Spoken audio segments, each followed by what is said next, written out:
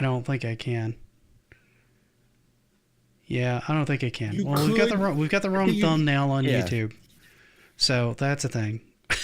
Oh, well, you'd have to. You could. I think you could if you were doing it in Rumble Studio. I could, and I can change it on Rumble, but I already have it set right on Rumble, so Rumble is not the problem right now. YouTube will be. So it's got the wrong thumbnail.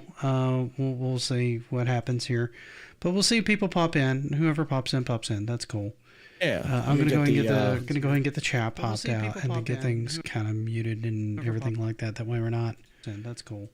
Getting a massive echo everywhere, and I can get everything kind of lined up. That way I can kind of see everybody. As soon as I can find all the windows, because until I go live, I can't figure this part out. There we go. There's the. Oh God! Don't fall. Okay. I got weird random stuff on my desk from some of the work I was doing this weekend.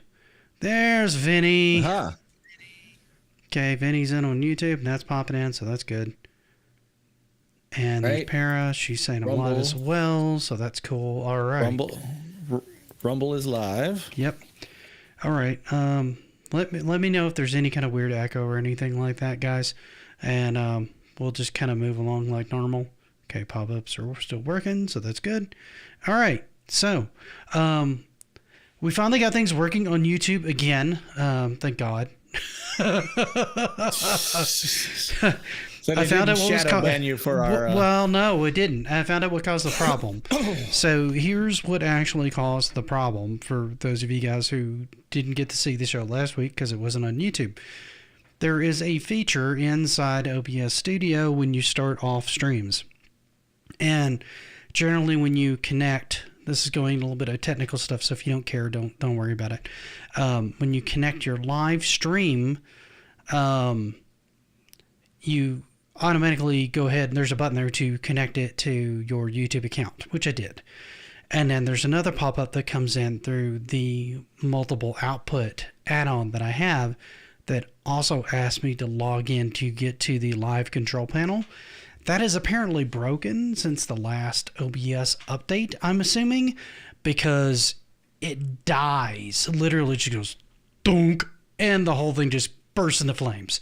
And that's what I was trying to do because that's what I was used to doing. So when I was experimenting with it today, a couple hours before the stream, because I was anticipating there being a problem when I hadn't done any live streams on YouTube, because I don't generally do normal live streams on YouTube because I don't have a channel set up for it. And Rumble's just kind of an everything goes kind of channel right now, which I may be adjusting in the near future to try to organize things a little bit better. I don't know how I want to do that or if I'm going to do that or how that's going to work. So that's kind of where things are at with that. So that all got fixed, which is why we're kind of live on both locations again today, because I didn't log into that because I knew it broke everything. So I just stopped that right there. So my weekend was interesting, but Mike, go ahead and go into your weekend before I go into my own little tirade here. I actually had a pretty decent weekend. It was a weekend of band gigs, actually. My trio did a gig Friday night, which is when we do at this dance studio that does like a Friday night swing. So we do a lot of stuff with swing beats and stuff, even stuff that's newer, like not newer music, but Linda Ronstadt, Billy Joel and stuff like that people can swing dance to. So we had a really good time there. They called us the best band they've ever had. And then the band that I sing with, the 25-piece band, we did a gig at the venue in which I got married some 24 years ago, 22 years ago rather, and that went till like 1 a.m. So then I had to get up in the morning and teach Sunday school, and then Sunday became a day of just relaxing. Okay, I think OBS crashed. Really? I clicked on the window that was there and it died.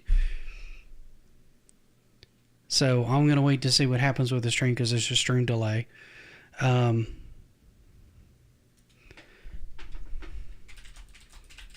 Which did the whole thing crash or? Or did it Yeah, just anytime I crash click YouTube on the again? window, which I'm trying to get rid of because it's in the way of everything else I'm trying to do, it says, whoops, OBS has crashed. It has something to do with this add-on. Okay, so we're gonna have to like bring this back up. All right, start. Okay, so we're gonna see if we're back. I'm gonna refresh this real quick and see if we're back. Okay, looks like we might be back. Okay, so it looks like it's back on that end. Okay. Let's check YouTube and see if YouTube's back. Okay.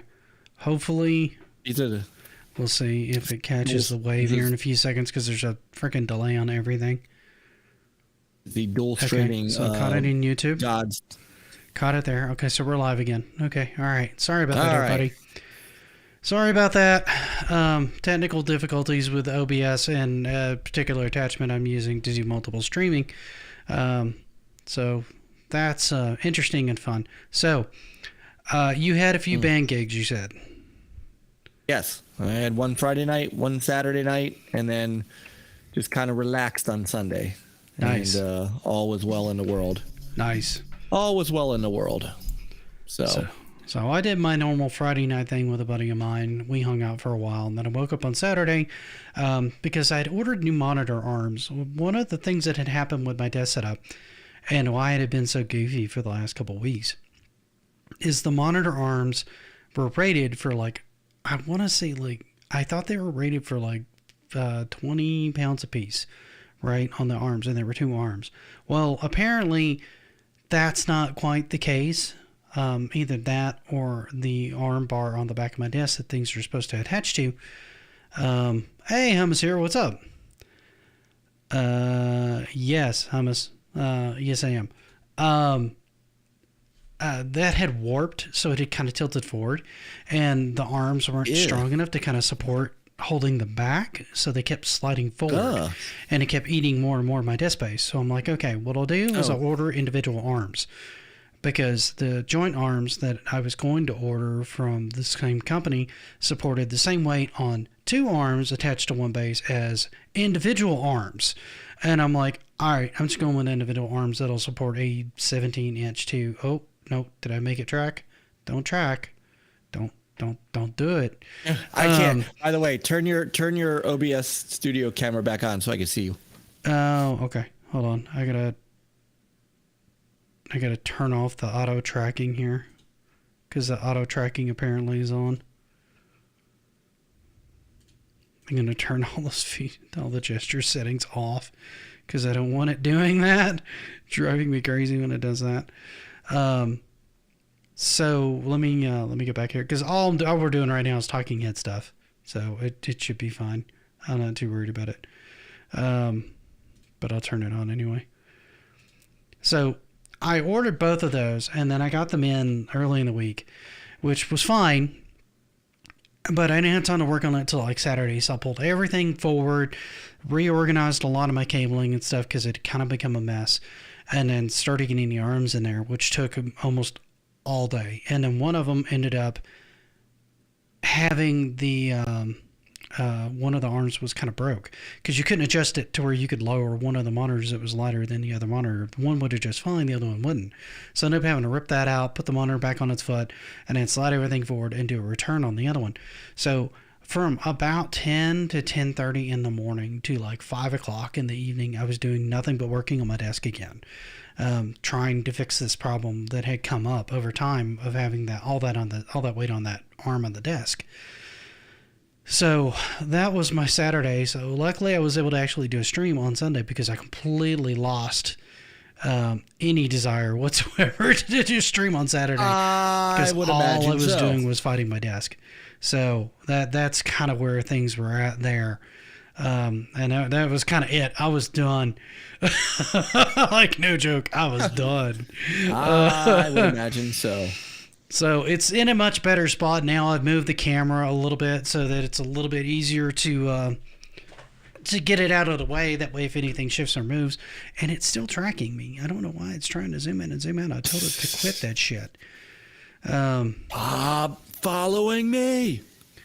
It's doing some weird stuff that I don't really want it to do. I'm gonna have to play with it some more to turn off some of the stuff.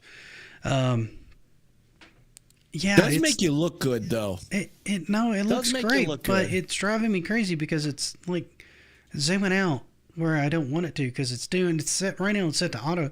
It was set to auto track, and I turned all that off thinking it stopped, and apparently it didn't, because it's doing weird stuff with positioning. So I'm gonna have to do a lot more testing with it, I think, offline, to make sure I can get those settings set and get them to stay alone. The problem I have with this particular camera is it's great if you want it to track you all the time. I don't necessarily want it to track me all the time, and every time I close the app and bring it back up, I have to change the settings because I haven't found a way to set it to default settings and have it save. So when I kill the application or the computer reboots and the application goes down, when it comes back up, I have to reset everything, which is kind of weird. And again, it's doing weird shit. Again, it's just zooming in and out, so you can see the tear in my green screen that's not there, because it's just doing stupid shit. I've had the same issue with my C920. Every time I go to load OBS or something that uses the camera, it defaults back to some crazy settings where the gain is at 255, and it just looks all bizarro. Yeah, it's just acting weird. I don't know. It's I didn't have any problems the other day, but I am having trouble tonight for some reason. Every time I do RetroRoots, I have problems. I'm just starting to consider you bad luck. But anyway, we're gonna go ahead and get into the topic tonight, guys, because what we have is kind of old meets new tonight, as far as I'm concerned. Because the concept is we're kind of looking at the direction that Microsoft is kind of going with their console and their line, and where they might be headed, and how that kind of correlates to something that we've seen before. So we're going to talk a little bit about third-party developers, where those initially kicked off, how and why they sort of kicked off, which I do have videos on my channel on. Talk about one of the more well-known instances in Sega of them going third-party publisher, and talk about how all this might kind of sync up to the direction that Microsoft is kind of going, and why it might be a good thing, and why it might be the best thing for them if they were to go this direction. So let's go ahead and start from the very beginning with kind of the inception of a third-party developer, right? Now, by definition, a third-party developer is a developer that is tied to no particular console. They make their games and they publish them on multiple consoles. They might make deals to have timed exclusives with certain specific consoles for a period of time. And that would be that. Outside of that, they have no more allegiance to that. Now, a second-party developer is one that's generally paid for. It gets more benefits for publishing things on a particular console. They get more of the revenue generally as a result. But they have the option. Go ahead. But is also independent. Independent. They're still considered independent. They're not under the umbrella of, say, Nintendo or Sony or correct. And they can go Xbox off and make their next game. Right. So they could go off and make their next game completely independent of anybody else. Correct. And a first-party developer is just that. They do things specifically for that console and only for that console. The examples of that would be Rare, Insomniac, Nintendo's own internal studios, Sony's own internal studios, Studio One, stuff like that. Which I think Studio One's gone now. I think they've dissolved Studio One. Why, I have no idea, but they did. So that's kind of the concept of it. Now, where this kind of came about from was all the way back in the days of Atari. There was a group of people that were getting pretty upset at Atari because Atari would not let any of the developers put any of their names or really get any credit or major benefits on it. Anything that was developed and considered ownership by Atari. They didn't get any of their names or anything like that put on it. They got no extra credit on it. A lot of times bonuses and stuff like that weren't factored in for any of it. It was a pretty raw deal. So what happened is a group of about 5 of these developers split off and set up their own studio making software for the Atari, and they called themselves Activision. Now, the reason they actually named themselves Activision, other than the fact that they thought it was an interesting sounding name, was the fact that it also came before Atari when you sorted things alphabetically. So when you sorted things in catalogs, like when people got their catalog of games to come in on how they were going to set things up in the store, their name came first. And they actually got sued by Atari for like insider knowledge and stealing of intellectual property. They won their lawsuit and became the first official third-party developer. So they basically set the standard and the ability for developers to make their own studios, make their own games, and get carts to come out on consoles where they want. They can go to any console that they want to go to. So that kind of set the standard at that point. Instead of me just talking the whole time, Mike, what do you got anything to add to any of this here? No, you are actually rolling the story correctly. So fast forward to the days of Nintendo and the seal of approval, and you still have third-party developers. You still have Nintendo basically making exclusive deals to try to keep things on their console, even though these things are considered third-party. There's a lot of behind-the-scenes deals. Yeah. They weren't right. Either make stuff just for us, or you don't get to make stuff for us at all. Right, which is what I was going to say. And because they had their own sort of lockout chip where they manufactured all the silicone and all the boards, they could enforce that pretty easily. Now, a lot of clever people worked around that by using things like the Game Genie or breaking the encryption itself and making third-party carts and stuff like that. Because if you've dove real deep into the Nintendo, into like the full expanse of trying to get every cart, you've probably run into some of these funky carts that don't look like a Nintendo cart, because they're not. They found ways to work around the system and still publish things and not have to pay Nintendo.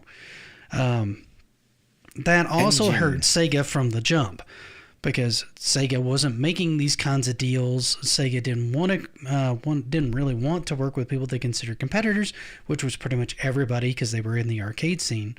So they kind of hurt themselves. You fast forward through to the Genesis, where they start to kind of push the envelope and everything like that, and Sega's doing pretty good. They've got a lot of clout going on. They're really kind of changing the paradigm of how gaming is perceived.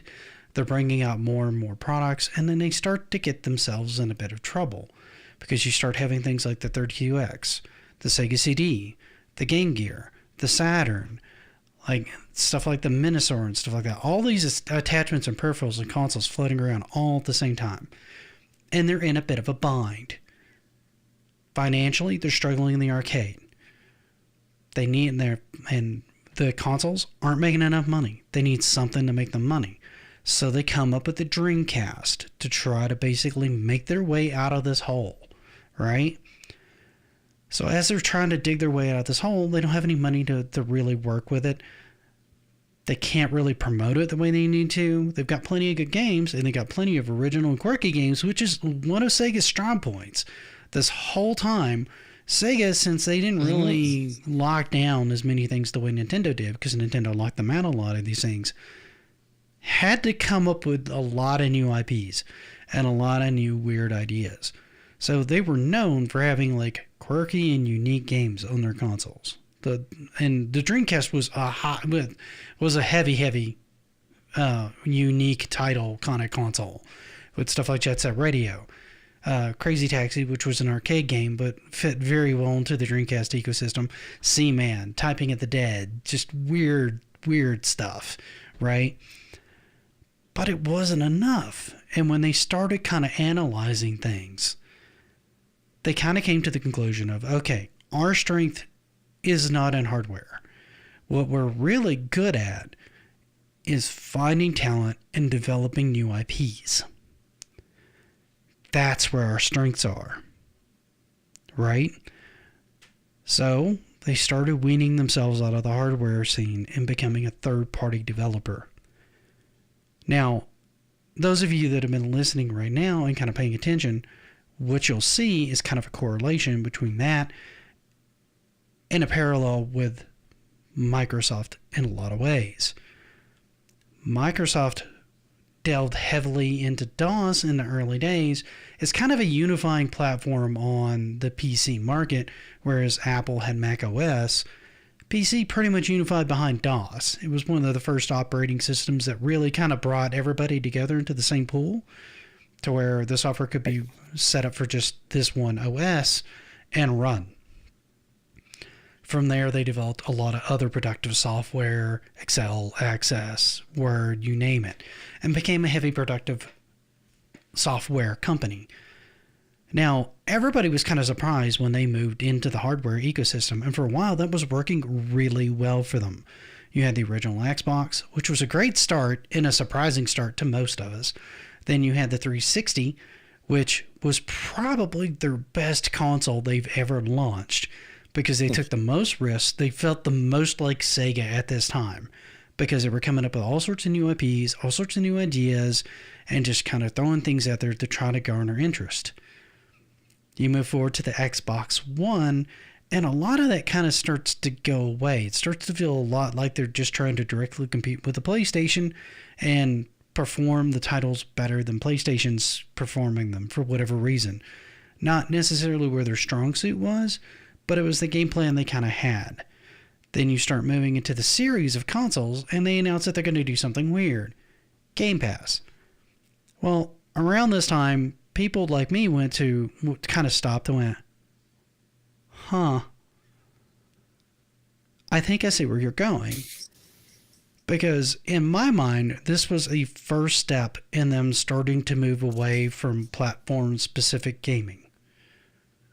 Right? They wanted to get this into everybody's hands. It launched on PC. It launched on their console. So you got it in two different platforms. And I knew if they could, they'd want to get it on something like the Switch. They'd want to get it on the PlayStation. They'd want to get it on like a freaking Roku if they could. Anything that can use a controller. They'd eventually want to get it on there if they could. And this meant that they could move to focusing on the software and their servers for connectivity and move away from the hardware-focused part of their content, which they had already done with their phones. They weren't really doing as much with the Surface. You'll notice the Surface and the Surface Pro is hardly ever advertised now. It still exists, but it's not advertised like it was before. And now you have them starting to kind of like focus more on PC and software and getting their software titles out on multiple platforms than you do on them focusing on keeping it on their specific hardware to pull people into the hardware ecosystem. Now, Mike, you talked about some of this last Tuesday. If you want to kind of go into some of your points on there too, instead of me just talking this whole time. Well, and I've had had a lot to say on this, as has Peter, and you were on with us for a little bit on Tuesday to kind of give some of this take as well. I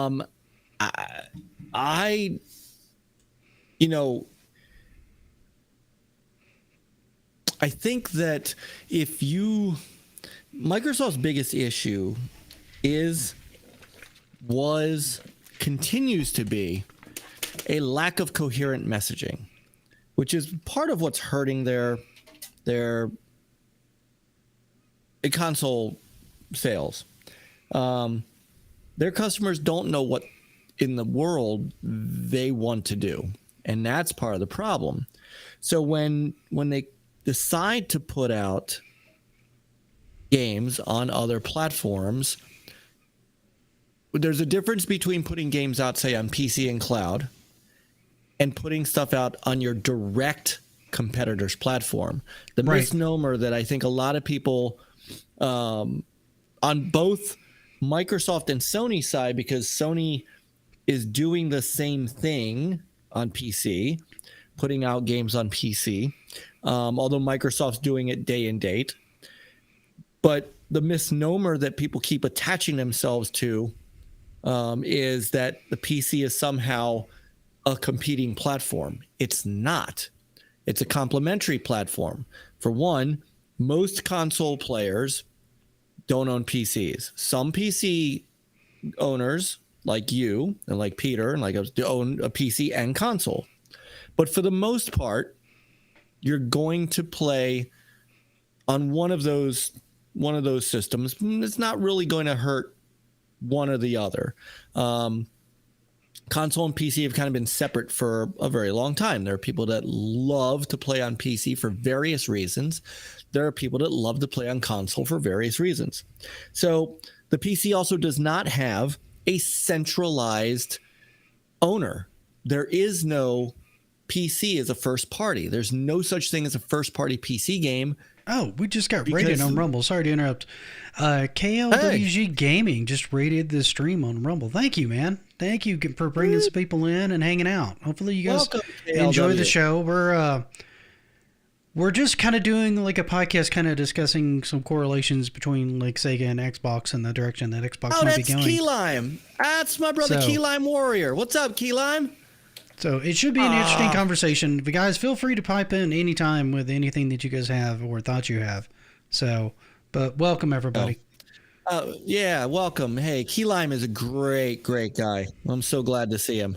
So as I was saying, there's no PC first party, right? So for most people, it doesn't matter if you're putting games out on both. That's a great. I mean, I used to consider it PC first party, but not anymore.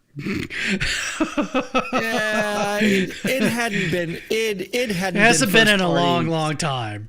No, because remember, Wolfenstein 3D even came out on Jaguar and other things. Doom was out on this 32X. Yeah. Remember, it was also owned by Activision for a very long time until it got owned by Bethesda. Yeah. So I never had an issue with games going to PC, right? Those who want to play them on PC, great. Where Microsoft is losing the plot with their console, like most people would say, most of the PC gamers say, well, I don't need a reason to own a console. That's fine. You've never owned it. You've never had a solitaire reason. First party. Minesweeper is. Minesweeper is, yeah, absolutely. Minesweeper is. But most PC gamers, by the majority, don't find a reason to own a console. Doesn't matter if it's Xbox, doesn't matter if it's PlayStation, doesn't matter.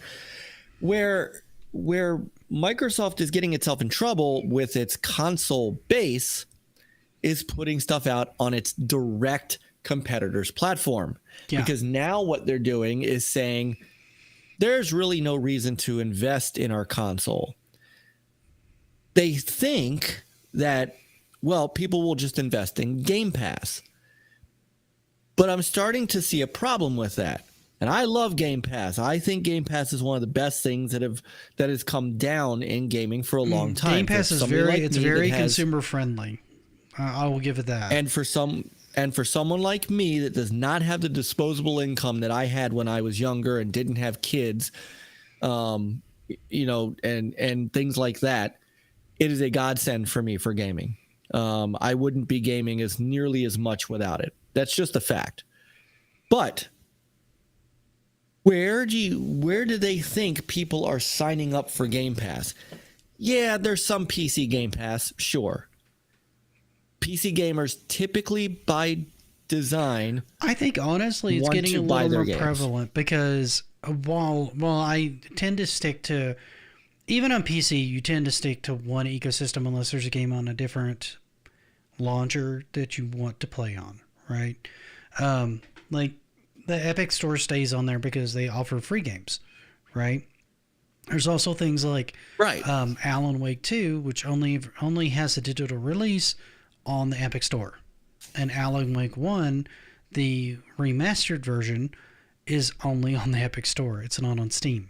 So you can get the old version on Steam, but you can't get the remaster on Steam, right? So that's but you buy them out. But you do buy them outright. You don't. Right, you buy them outright. But I also have Game Pass.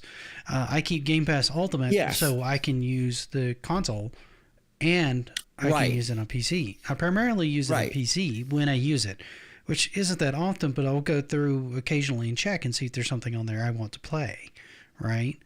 And I'll download it and set it up if so. If you did not have an Xbox Series X console, would you have PC Game Pass by itself? Yeah, I actually had it before I got a Series X. Okay. And I kept the Ultimate with the intention of eventually getting Series X, primarily because I wanted the Series X for some of the backward compatible stuff like Crimson Skies and things like that. Yes. That they didn't make available on PC, so that was kind of a draw of the console.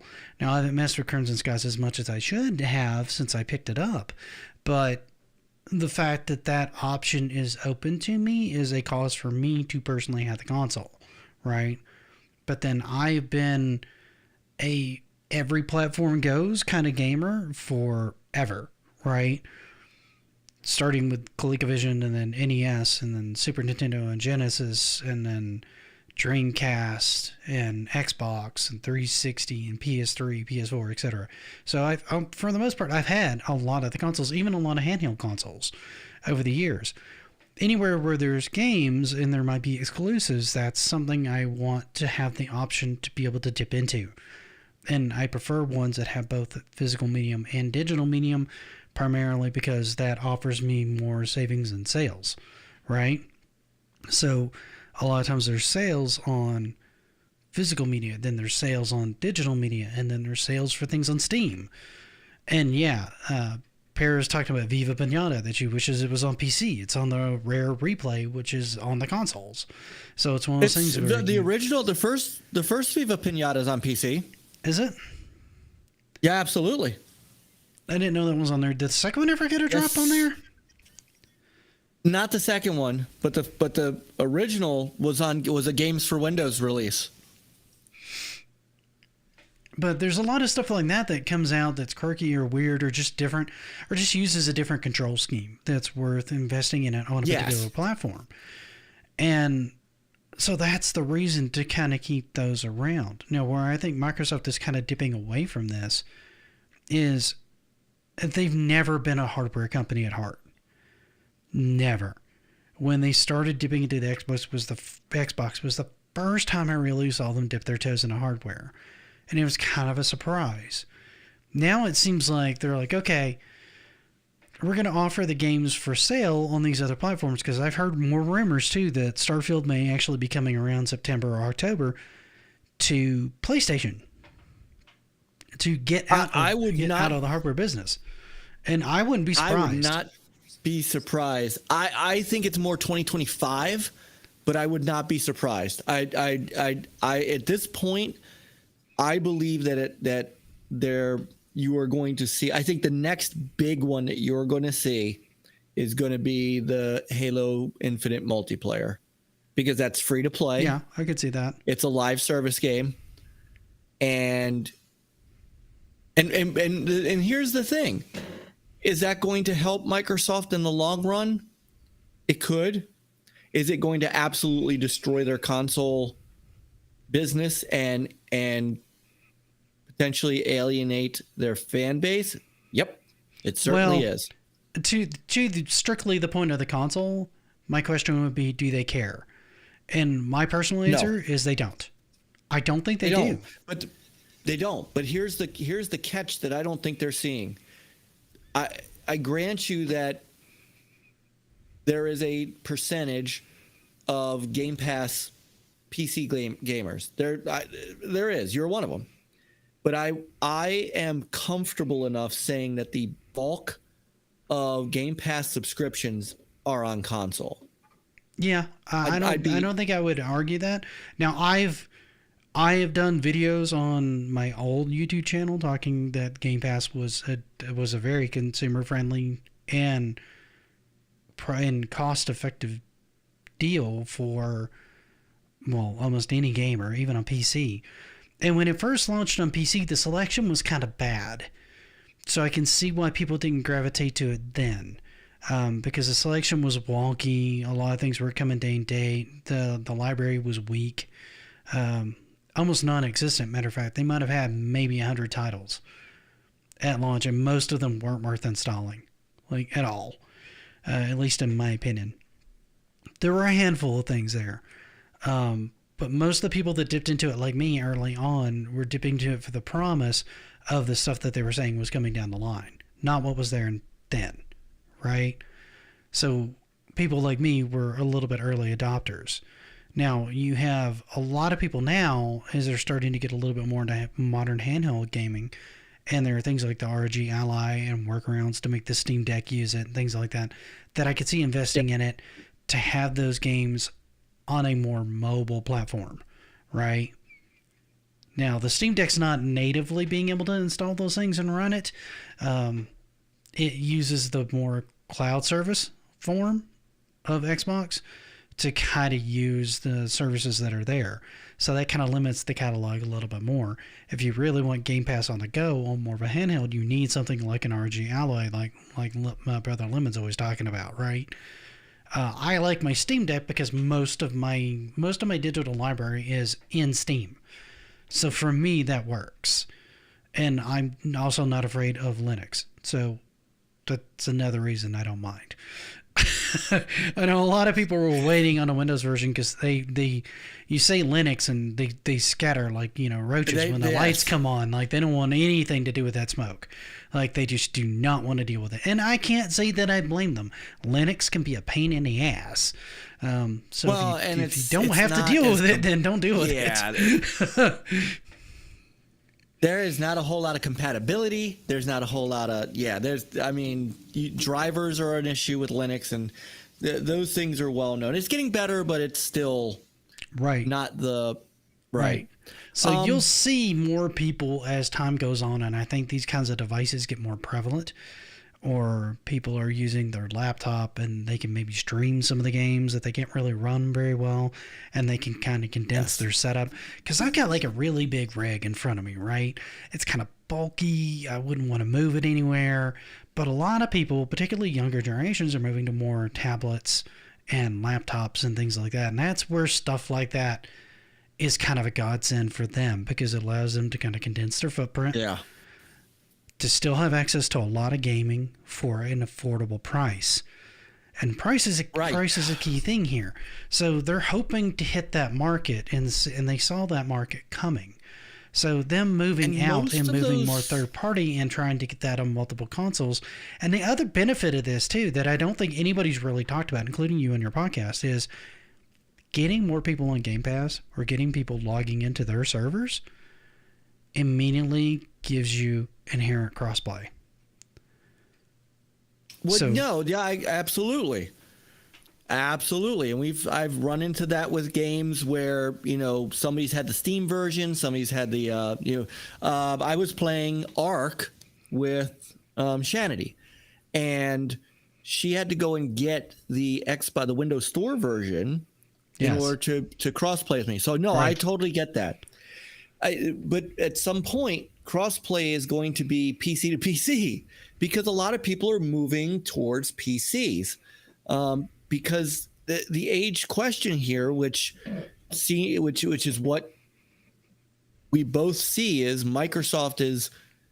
If you ask the question, why own an Xbox, that answer is becoming much harder. The question is becoming much harder to answer because of the direction that they're going.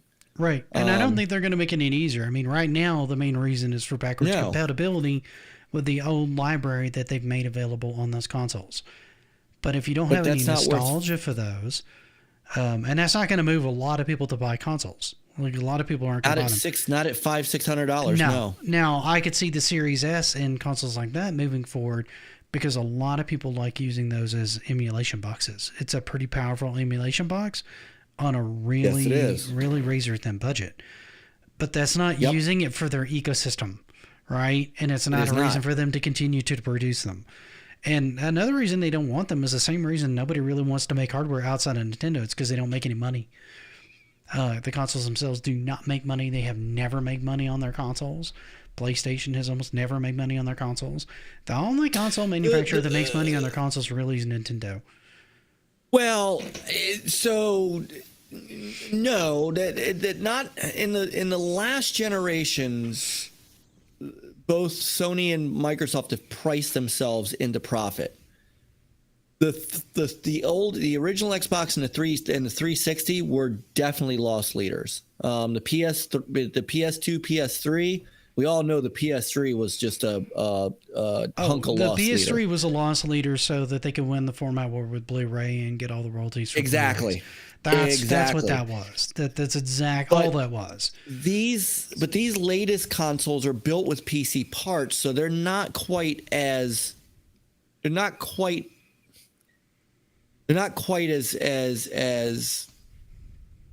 cost efficient as the old consoles were. Now that said, Sony made it clear that because of one thing that they've both had to deal with, especially even post-COVID, is nice.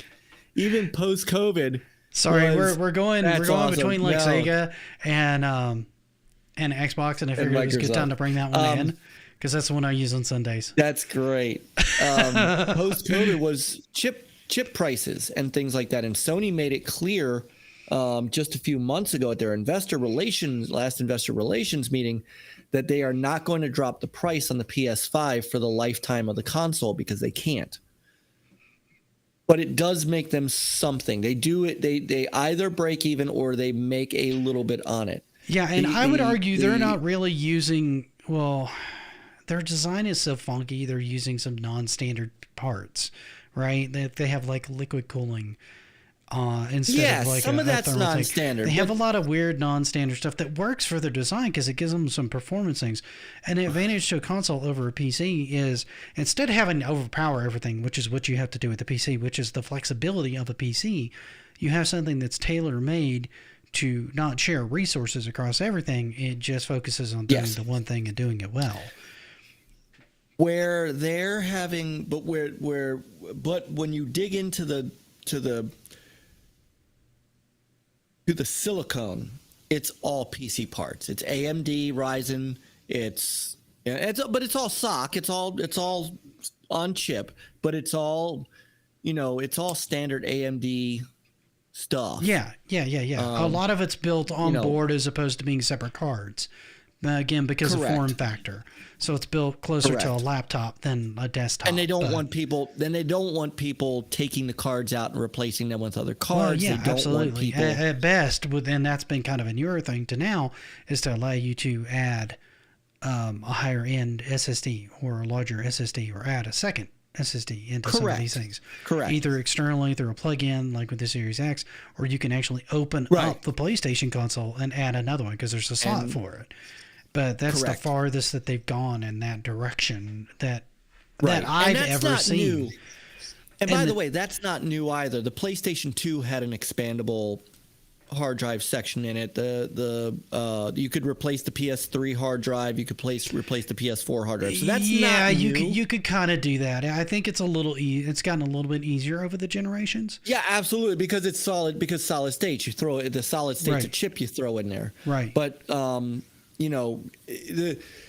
thing that makes Microsoft's decision bizarre for many of us that invested in them for so long is putting the stuff on PlayStation, knowing they're not getting that back.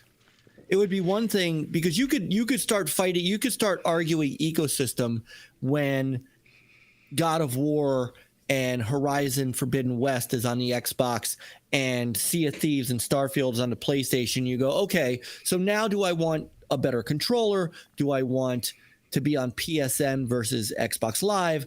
Then you can start selling your services to sell your console. Right. But there's no scenario I can think of right now, and especially now, PlayStation has no incentive to reciprocate. Well, yeah, they're getting everything. They're getting everything to land on their platform, and they won. They won the fight to keep Call of Duty on their platform, which I didn't think was going to get pulled in the first place, without having to bend. But not just Call of Duty. Hand anything back, right? They didn't have to do any give and take. I don't think Microsoft's going to keep anything from Activision strictly. I don't think they will either. I mean, the advantage that you have right now is if you have Game Pass, you can play Diablo for your subscription. And that's it. Right? That's it. Final Fantasy 14, I think, is coming on Xbox, but I think you're still going to need a subscription. They're going to have a way to do the currency in there. So, I mean, the free trial has been the free trial for everybody. That's the same deal. They're not changing their deal based on the platform, right? It's going to stay whatever it's going to be. No, they just put the free trial. They put the free trial on Game Pass. Right. But you still have to get the subscription if you want to actually play the game. Correct. Yeah. So those things aren't changing. So, I mean, basically what you're seeing is you're definitely seeing Xbox go the same direction that Sega did, only they're not in as much of a financial strait. They're doing it more, not necessarily out of necessity, but more out of desire to not have to maintain hardware manufacturing plants for a console that's still I think it's still in third, because I think it's probably between PlayStation and the Switch might actually be outselling the PlayStation. The PlayStation continues to sell well, even though you don't always see them in stores as much. But where Nintendo gets really smart and always kind of keeps their hardware moving throughout the console's lifespan is they'll sell different colored ones or tie them in with various different games or themes. And people will go and buy another one. Because they get more affordable, and they'll just go and buy another one. Now, Microsoft's gotten a little bit smarter with that. I saw images of a potential Aether Crystal version of an Xbox console that I thought was really cool looking. And if they'd start doing stuff like that, they would start selling more of those, quite frankly. But I don't know that they really want to do that, right? And none of them really want to deal with the physical media anymore, right? No. So they're all trying, except for Nintendo. Nintendo seems okay with it. They're the only ones that really seem to effectively support it right now. Everybody else seems a little sketchy on that currently. And it really kind of just boils down to they can manipulate it any way they want to once they have it and they have you logged in.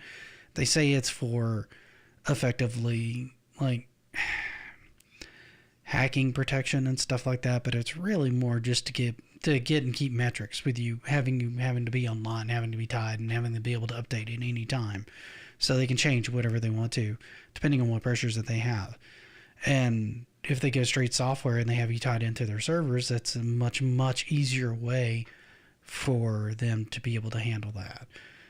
This age in particular is more powerful for the developers than it's ever been at any other point, due to the delivery streams after the fact of what you can do, right?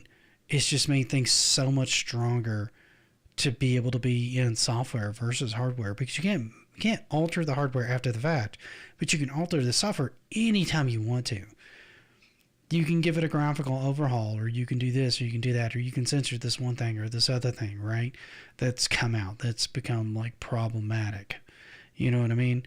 So it's just a better deal. And that's where most of the money is made anyway, is in the software. Absolutely. Well, it was in the old days, before they did try to turn profit on their consoles, it was the razor blade method. Sell the razors for cheap, sell the razor blades. And they used to make up those margins on the software. Right. You can't, and the other issue that you have is the software pricing has gotten larger. So, Microsoft is relying on their subscription to make that margin back. And you see it in the numbers. You absolutely see it in the numbers. Their hardware was down 31% in this last quarter, but their software and services were up 52%. Well, and I think that's part of the reason that they want to increase that footprint, because they can offset any losses they have the more people they can get invested in actually subscribing to Game Pass. So getting it in more directions and making it more appealing on those. I feel like since they can't get... I feel like the reason they brought a lot of this stuff to Sony is they probably approached them with talking about getting Game Pass on there as a solution. And Sony laughed at them. I would bet you money there was some sort of behind-the-doors talk about trying to bring that to their system. And I bet you Nintendo probably wasn't approached, because I don't even know if you could even get the launcher on Nintendo's hardware. You would almost have to run everything via cloud. You wouldn't be able to download it, install it, because I don't think it would run right. So they're not in a good place, even though they have a much better working relationship with Microsoft, to bring something like an Xbox Game Pass launcher on there. And I don't know if they would even want that, because I think they want, while it would be nice to be able to have on the go, and I think you'd see a lot of Microsoft fans go and buy a Switch who wouldn't normally have a Switch, that hate the Switch, have one just to be able to, like, because I bet you'd have another one in hand. Because if you go on a trip, which would you rather pack, your Series X or a Switch? I'd pack a Switch. With a Switch. Yeah. I'd pack a Switch in a heartbeat. So I think they'd like to have something on something that form factor. And if they don't have to make it, all the better. Which is why they don't mind the ROG Ally being a thing. But not everybody's going to go out and buy an ROG Ally. No. To do Game Pass. But they might buy a Switch, because then you can have the kids playing all the Mario games and stuff like that and things like that, and all the other games that people like, the all the stuff that I love about Nintendo, and then you have access to like your Game Pass library as well on the same console, and that's kind of a win-win for everybody, because that gives you about the best of what most people would like out of a console ecosystem, except for maybe hardware performance. Then you've got to argue like the normal like flops and processor and which controller do you like better, right? Which is the other thing that this ends the argument of, because like of me as somebody who has mostly PlayStation fighting sticks, because that's when I started doing fighters again, that's where I started buying them. That's the platform I got them on. So I would get something that was like PC and PlayStation focused as far as controllers go, at least for fighting, like arcade sticks and hitbox and fight pads and things like that. And I wouldn't buy them on Xbox. Well, being able to install these things through Game Pass and be able to have access to everything in it, like the Killer Instinct being a first party title there, which I had already bought before it ever landed on there on Steam for like $10, gives me options on places to play that and use whatever controller I want to use, as opposed to what's mandated by the hardware platform I'm on.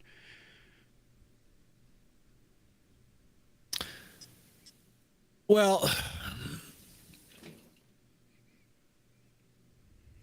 so Microsoft talked about a handheld in a roundabout way. I don't think they're going to do one. I think with the direction they're going, it wouldn't make any sense. Like, no. I mean, you'd be better off adding better controller support onto the Surface and just letting Game Pass launch on a beefy version of the Surface and being done with it. Well, all right. So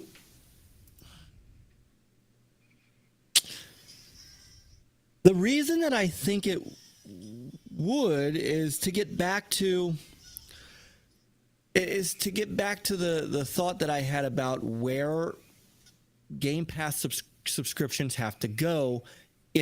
All right, so the point I was trying to make earlier about people on PC versus people on console Game Pass. Yes, there's a percentage of people on PC Game Pass. But and I don't know why they're believing that without console, Game Pass will still be fine. If people abandon the Xbox console, they're going to lose Game Pass subscriptions, because that's where the bulk of people are.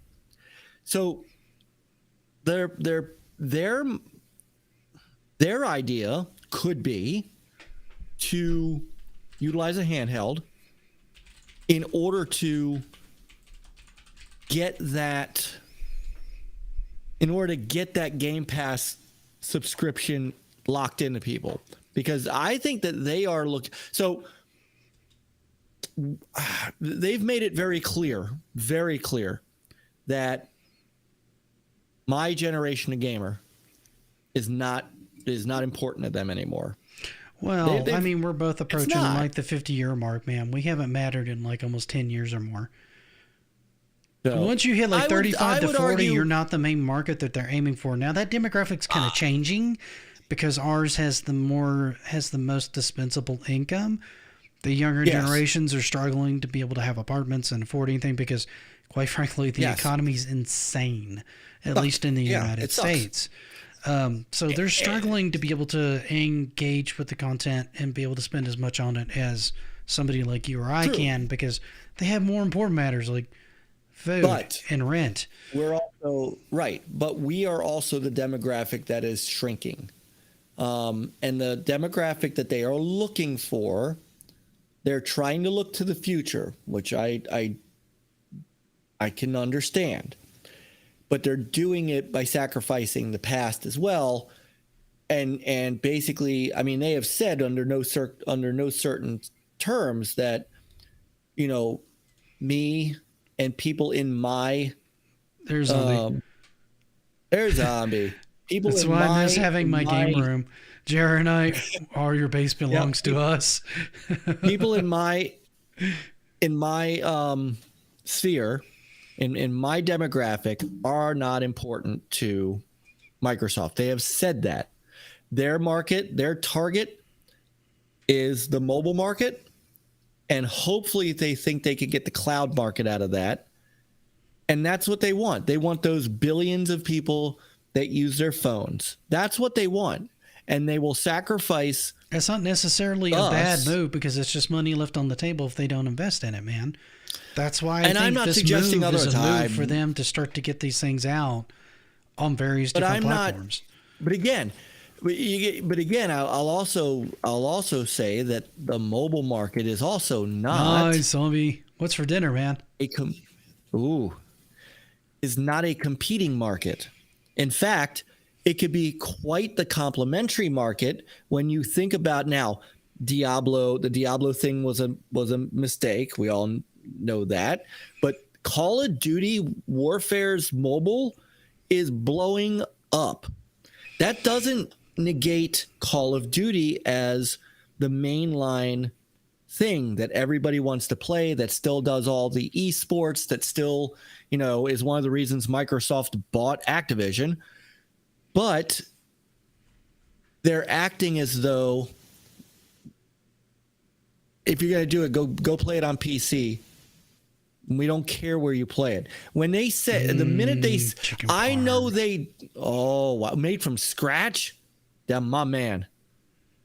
Look, I know what they have to do. Maybe the problem isn't so much that we know the direction they want to take, but they vocalized it, and in vocalizing it, they began to alienate the people that got them there. I think there's ways they could have done this, and they could still turn this and kind of make this thing work.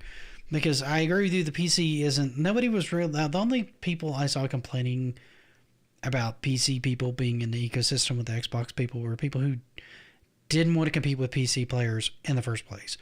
One, because of the inherent handicap of a controller versus a mouse and keyboard. Like, if you watch both me and you play a new game, or even just watch my stream of Dark Forces versus your stream of Dark Forces, I'm aiming for the head and making snap kind of moves and shots that you literally can't make on your controller. Like, I would watch you move much slower to target and shoot more midsection, which isn't necessarily bad, but it's also like using more ammo and more resources in spots where I don't have to. And in the case of a competitive scene, that's the difference between needing five shots to kill and 2, right? So the person who has the keyboard and the mouse is probably going to kill you before you down them. You're definitely going to do some damage to them, but you're probably not going to kill them. So there's that, and then there's the supposed hacking aspect of it, which I don't think is quite as rampant as people think it is, and I think there's workarounds that people probably do on the sly on consoles too to make that kind of stuff work. So I think there's kind of some give and take on those kinds of things as far as that goes. And I think it really just comes down to the fact that, particularly with needing aim assist on a console in order to continue to be accurate, because it's just built in. Whether you like it or not, it's built in. It feels better than it does on PC, but it's a necessary component of playing on a console. That it becomes a bigger problem. So that's their big complaint there. When it comes to like PlayStation players, they're not even having to sign up for Game Pass. That's the other problem that I think is really rubbing people the wrong way, right? Because you can just download Hi-Fi Rush. You can just download was it Penitent or whatever it was, and all these other games Pentiment. now. Pentiment, and you can just download Grounded, and not only Grounded, but the better version of Grounded after everything was patched and fixed. It's the same thing they did to PC players with Diablo 3. Diablo 3 launched and was a freaking mess for years on PC. And people still support, like me, still supported that game. And then when it got fixed is when they moved it over to the freaking console. They rewrote the loot system. They rebalanced the game. They came out with this expansion. And everything got cleaned up. Arkham Knight, like you were saying, was another problem where PC gamers got the shaft and console gamers were fine. Paris says, men, however, are a growing demographic for shopping and the younger generations and shifting old microtrends. Yeah, because like physical shopping and stuff like that was generally like women doing most of the purchases, and that's becoming less and less of the case now as the newer generations come up. So she's right there too. So a lot of things are everything's kind of shifting around and in a weird state right now. Well, the world's in a weird state right now, but that's a whole other kettle of fish I'm not going into here.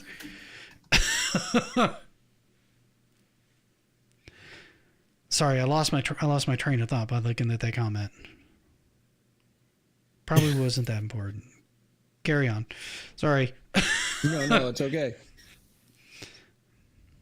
Well.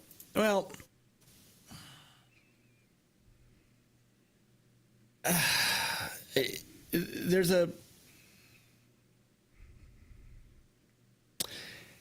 another showcase in June 9th. And I think we're going to see what's going to happen on this, because my guess is this is kind of, it was very interesting wording when they announced the showcase. They just talked about stuff coming out on by Xbox Studios and their partners. Not once did they say, coming out on Xbox and PC, in Game Pass, yada, yada, yada. Now, we know the first party stuff will be in Game Pass, but yeah, this is one of the first times when you see a showcase that isn't specifically talking about and what's coming out on our Xbox console and PC platform. And so I would not be surprised if they show some more stuff that will launch into PlayStation. And I think at the very, say, worst case scenario for the Xbox fan base, we're expecting that we're going to hear something on, say, State of Decay 3, which hasn't been talked about in 5 years. The next Gears of War, I think, is going to get announced. And at worst case scenario, they're going to do what they did with Blade. They're not going to tell you what platforms they're coming on. Yeah. And that's going to cause Go ahead. That's going to cause all kinds of people to speculate that, yep, they're going to come to PlayStation at some point. So Zombie, to your point, I think that was the bigger part, and we both, me and Mike, have kind of said this before. The mobile market is such a big share of the market that they're not as invested in right now. That was a big part of the Activision purchase for them, is they wanted to get a hold of King. That gave them a lot of access to ready-made games that are already out in the market that can make them a lot of money.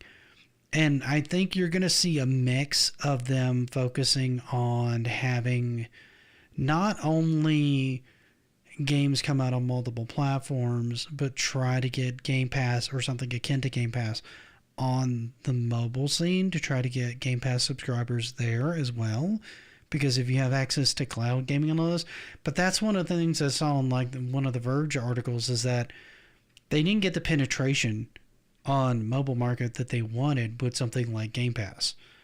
And I think that's probably when they started that why they want to leverage, probably have King leveraged a lot more.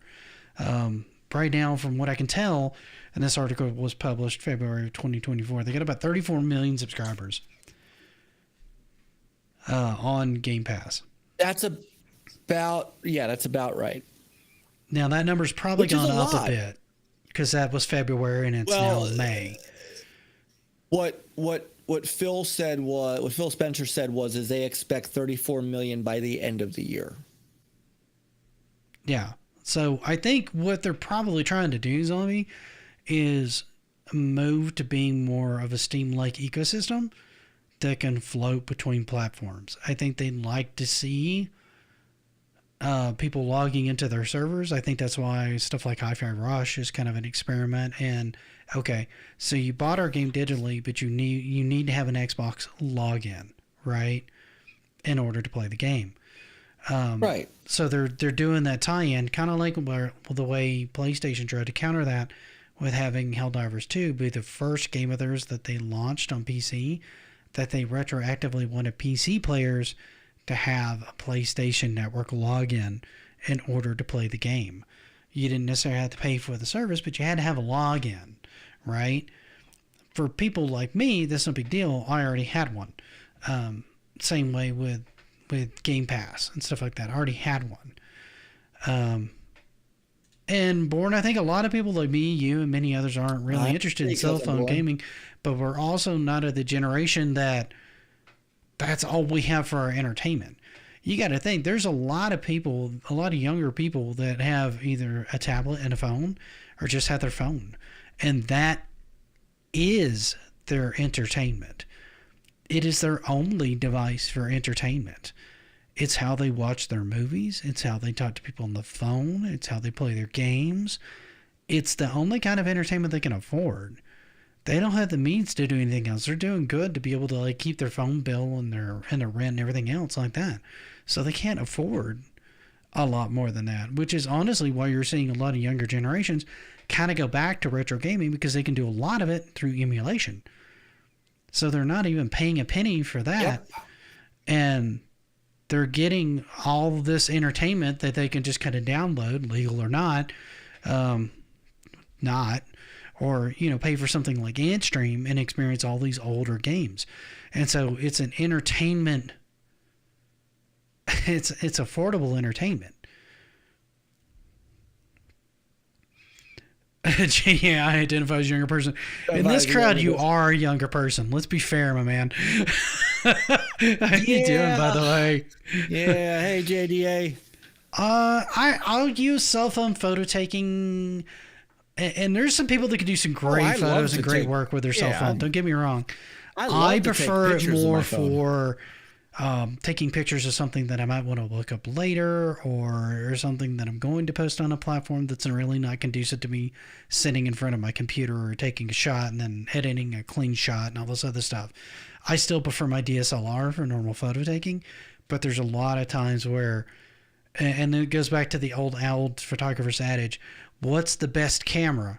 Well, the one you have in your hand, right? Or the one you can access quickly. And for most people, that's their phone, right?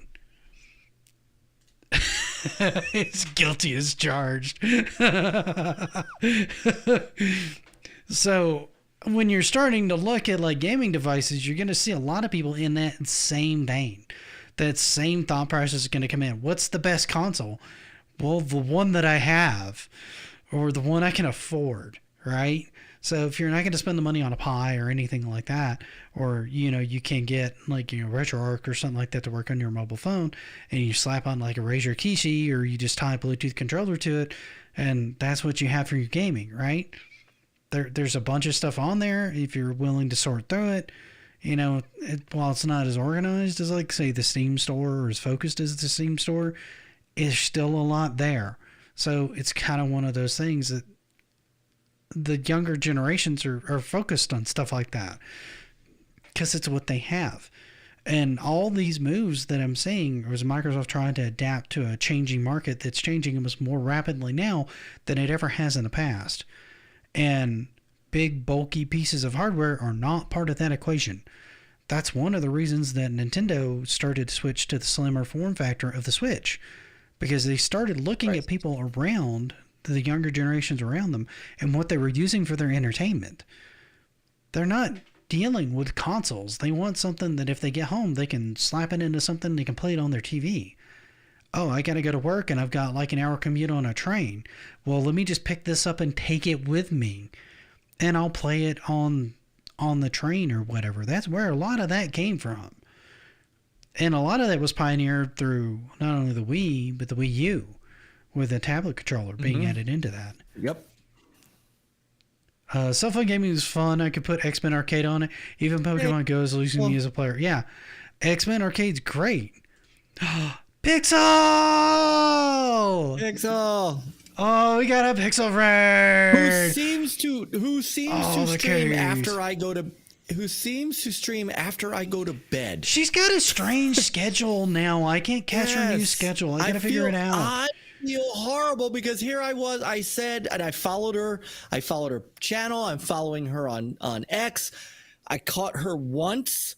I left her a comment on one of her videos. I'm like, I'm gonna catch you live. I'm gonna catch you live. I'm gonna catch you live. By the way, if you are on Rumble or have a Rumble account and you're watching me on YouTube or you're watching me on Rumble and you are not following Pixel Kitten, go follow Pixel Kitten. Go follow Pixel Kitten. What are you doing with your life? She's an absolute sweetheart. Her streams are absolute blast, and she's so welcoming to everybody that comes into her channel.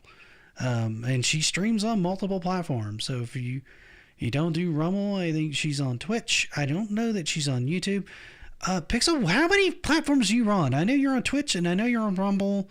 Are you on Kick as well? I can't remember. Squishy Banana! Cats are not animals, and even weirder that they're pixelated. A capable phone for what you're talking about costs about as much as a PC. Yeah, and most of the phones that you're buying now are basically the same cost as that, but you're paying it as part of your cell phone bill, right? And people are going, if you're going to choose between a PC and a cell phone, most people are going to pick the cell phone because they're going to want to be able to you need a phone, and most people don't do landlines anymore, man. So it's just kind of one of those things, right? Samus misses Pixel. She does. My kitty loves Pixel.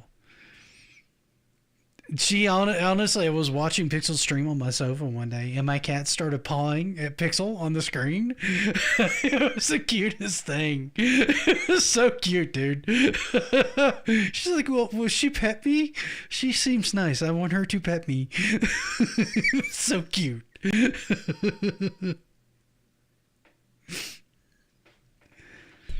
But yeah, I don't know, dude. Like it's such a weird time right now, and things are changing so much. I don't think Sony wants to stay specific to their console. Nintendo's the only one that's kind of holding to their guns right now, as far as keeping their stuff on their stuff, right? They've dipped a little bit into the mobile market, but it's not been quite as profitable for them. I don't feel like as other avenues they've had, because they've tried Mario Kart on there. They've tried Dr. Mario. Most of those they've shut down. They did not keep with them long term. I don't think the return was what they were expecting in that market. Just because I don't know if the younger generation's either gravitating to them or they would rather just have their stuff on, like, say, the Switch. Because the Switch is, again, it's an affordable and portable console that they can kind of take with them. So it's kind of an easy sell, I feel like, to a lot of the younger generations because of the form factor. Whereas both like Microsoft and PlayStation are kind of behind, which PlayStation is trying to fix that with their new, I forget what that new device is called. The PlayStation Go. That's right, PlayStation Go. No, not that Go. What it's called? Not Go. No, PlayStation. What the I can't remember what it's called. Portal. That's PlayStation it, Portal. Portal. But see, here's the thing with that though. That one is a little weird because it's more for Wi-Fi.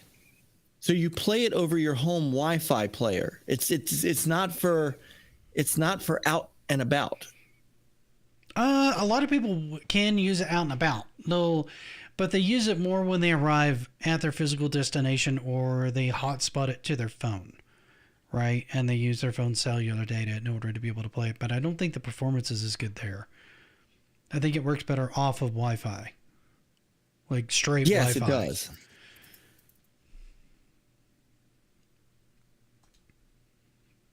Yes. And that's the way they market it though. They definitely market it as, over your home Wi-Fi. If you go Right. into the fine print, you can use it off of that, but I think they Well, you can. There's been people that have used it in like hotel rooms and stuff like that several states away. They just left their console on like a standby mode or whatnot so that they could use it. Now, all Pixel, that I just hit all the- that comes into question just if hit you the- feel like power outage and things don't come back up, etc. Right? Because it doesn't work independently of being able to connect to those. Can't you just stream straight to your phone anyway? Well, yeah, you can. YouTube will let you do it. Rumble will let you do it. I think they'll all let you. I think they'll all just let you stream from your phone if you want to. Oh, I think he's talking about. Well, I Oh wonder if yeah, he's the talking about PlayStation gaming. one Yeah. will let you stream. Yeah, I think the app. Yes. There's an app that'll let Yeah, you the PS4 put did. that to your phone. PS4 yes. did that. Yep. Yes. And of course with Game Pass, games that run on the cloud, Can go to yes, your phone. will go to your phone or tablet or whatever you want to use. Yeah. I think that's more on Android phones. I don't know if that ever launched on iOS. I know it launched on Android. I believe that you use it on iOS in the browser. Okay, that's weird. Well, That's because kinda it's bizarre. web based. It's very web based. Yeah, I mean, it would be on Android as well, I would think. But, I mean, what do you guys think out there in the chat? Because we got about 12 or 13 there. We got about 5 or 6 watching us on YouTube. Do you guys think this is kind of a smart move on Microsoft's part as far as like shifting their direction to making it more of an ecosystem and a service rather than sticking with a console? I know most of the people that come to my channel, a lot of them anyway, are more physical media people. But in light of the fact that they're shifting away from that and you're not able to get a lot of the stuff physically, would this be the next best thing? You know, if you could have, say, Game Pass on your Switch and on your phone and on your PlayStation or whatever, and you could just play it on whichever one you wanted to boot up at that time, and you could have your saves in the cloud to where regardless of where you were at, you still had access to all your data and you could still play it wherever you were and however you wanted to. Is that something that's advantageous to you? Is that something you would even want?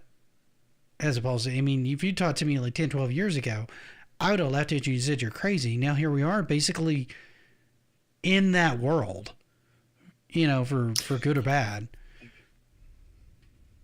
Well, and here's my complete come down on this. See, I Vinny's think on side physical, but yeah, he thinks for Microsoft it's more cost effective for him, and I can't argue that point.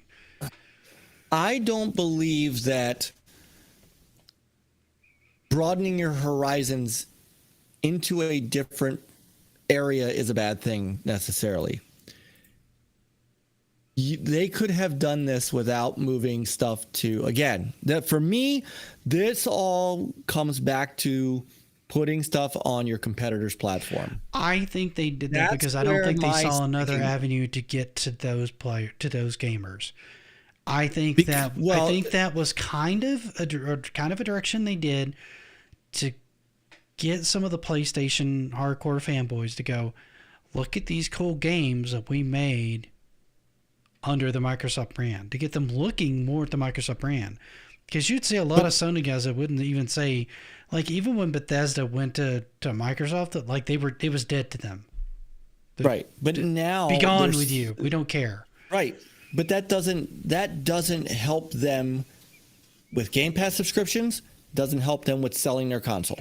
All that does is give them revenue on PlayStation, which is working because it starts to build their credibility as a developer to those markets. Right. So it does nothing for their ecosystem, though. That's my point. It does nothing for their ecosystem. And Bourne thinks they're probably going to make their own portable device. That's what I was trying to say that earlier. Which would be kind of cool. I mean, I wouldn't hate on it. That's their next direction, because that is where their Game Pass subscriptions could potentially go. But they're, like I said, my sticking point is the PlayStation stuff, and as a console gamer primarily, it's driving me to PC because I'm not investing in their next console. Pixel, thank you for popping in. I appreciate any time you can spend here, and I get it. Your schedule's funky, and I haven't been able to catch like almost any of your streams. Like, I don't even know when you're streaming right now. I am. When I see you on, I try to click in and say hi and hang out. If I'm not like up to my elbows in something else, but I appreciate you popping in when you can. Absolutely. Samus says she loves you and she misses you and you should come pet her, but she understands sleep is good. Sleep is good. Good night. Oh. For those of you who don't know, for those of you who don't know, Samus is my cat. Yes. But the my train of thought, the handheld would certainly get them in a position. Okay, so she's 8:30 to 10:30 Central Time, so it would be. So she started almost right as I was in there. Okay. Yeah. You and me both, Pixel. Mine's during the day. And Pixel, I'm usually streaming. You're streaming right around the time that she's doing her stream. I am, and she ends her stream before me, and I don't get a chance to rate her. Yep. Exactly, Pixel. Me too. My full-time job keeps me from doing it until late at night. So yeah, I usually do mine and try to end mine before 7:30 my time, because that's usually when we sit down to eat dinner and then relax before we go back to bed to get up the next day. You just don't get sleep. I have a job where I don't have to get up at 6, 7 in the morning. So I don't get started till 10 o'clock because I got to take care of the kids. I got to get, all the things I need to get done. And then when my wife goes to bed is when I can play. Yeah. See, I don't have to get up at 6, but I do get up at 6 mostly because that allows me to get into work by like at 7:30 or so, depending on what's going on around the house. And then I can usually punch out and get home and be home around like 2:30. What I might start doing is get my laptop booted in as I'm putting around the house in the morning, getting things ready and getting things going, and then just relocate, because as long as I badge in 3 days a week, they don't care. And then even if I leave a little earlier, it wouldn't be that big of a deal, so long as there's nothing going on. So I might start doing that just to kind of get a little bit more of my time back during the day, because there's bursts of a lot of activity, and then there's a lot of idle time too at my work, depending on what's going on. Sometimes it's just like I'm busy from the moment I log in till I end the day. Other times I have a lot of like dead space. It just kind of depends. So yeah, work's work, man. You gotta pay bills. Sorry. Yeah. Carry on. So the handheld would be a way for them to get their subscriptions back from their console sales loss, because that's where they're headed. Do you think the console market wants to move handheld though? Because I found a lot of people that do consoles don't want to do a handheld. Like they like consoles that are consoles, like you and Back and a bunch of the other guys. You guys don't like the Switch, not only because you guys don't really care for Nintendo, but you don't want a hybrid device. I don't want a hybrid device. I have no issue. Like I love good Nintendo games. I have nothing against that. I played a lot of Wii stuff. I don't want a handheld. That's not how I game. And Microsoft is, and that's what's frustrating about this with Microsoft, is they're the reason I don't want to get the next Xbox console. There is another thing at play here, which people that are, not understanding of why this isn't necessarily okay to just put stuff out on a competitor's platform. The Microsoft already has. I'm just gonna put that up and laugh. I'm not gonna reply. Yeah, you just keep that up for a minute. That's. On that note, like and subscribe, like and sub, folks. Don't forget, Rumble is the place to be. Look, one of the other issues that Microsoft has already that they have a hard time shaking is the amount of games that skip their platform for the Switch and for the PlayStation. A lot of stuff, especially Japanese stuff, comes out PlayStation and PC. Yeah. And now it's they tried, man. They have tried multiple times to get Japanese developers on board to cater to that market. The entire 360 was focused hardcore on getting into Japan and getting Japan to like them, and it didn't work. And I feel like that's when they started giving up, because that's when they were really trying the hardest. And I think when it didn't work, they just were lost with the one. And now with the series, they're just like, we'll just go mobile now. I think they're looking for direction. I think that's why tonally they're confused, because they don't really know how to slice this, right? They're not even hitting second. They don't know how to tell their client base. Right.